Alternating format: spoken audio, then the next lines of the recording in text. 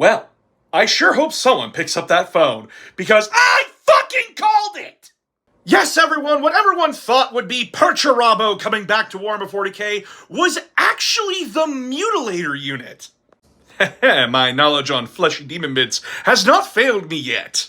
Okay, but what exactly are these things? Mutilators are basically the close combat version of Obliterators. They were introduced all the way back in 6th edition and had models up to about 8th edition. And we thought that they were taken out back Old Yeller style.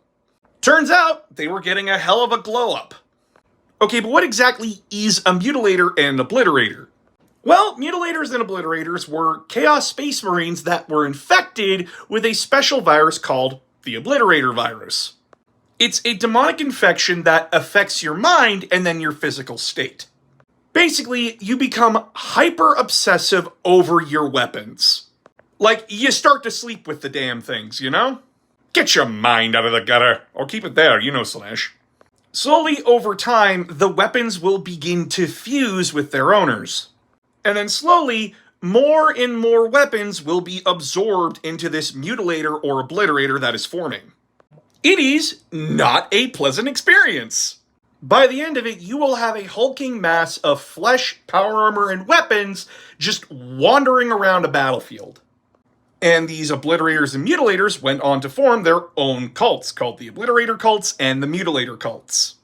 And these cults have been very dangerous units for the forces of chaos, because they're either walking tornadoes of melee death or huge storms of firepower coming out from one person.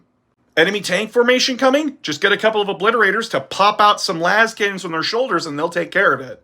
Got a horde of guardsmen you need to tear apart? Well, just send in some mutilators and they'll grow their arms into chainswords and start going ham. And yes, they are able to teleport just like demons. Now, when mutilators were introduced back in 6th edition, they weren't very popular. They were a fine cast model, and they just weren't reliable enough as a shock troop unit. But I'm very happy to see them back. I actually really like mutilators. Though I know their profile is going to change to be something like the obliterators, where it's like anti-infantry profile, anti-elite profile, and anti-tank profile. Back in the day, they could take chain swords, power axes, thunderhammers, etc. And, yeah, these guys be looking sick as fuck. Now update Chaos Bikers, Christ!